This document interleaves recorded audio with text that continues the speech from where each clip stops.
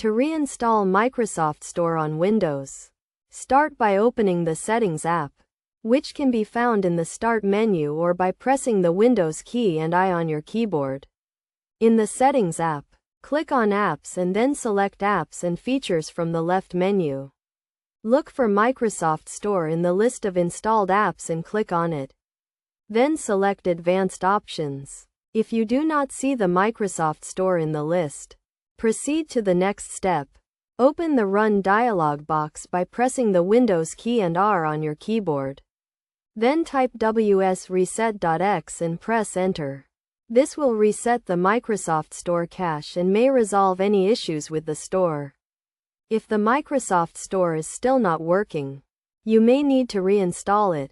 To do this, open the PowerShell app as an administrator by right-clicking on the Start button and selecting Windows PowerShell or Windows Terminal. In the PowerShell window, type the following command: get Apex package all users. For each add Apex package, disable development mode register $. Install location Apex manifest XML and press Enter. This command will reinstall the Microsoft Store and other built-in apps on your system. Wait for the command to complete, which may take a few minutes. Once the command has finished, close the PowerShell window and open the Start menu to see if the Microsoft Store has been reinstalled. If you still encounter issues with the Microsoft Store, you may need to reset Windows or seek further assistance from Microsoft support.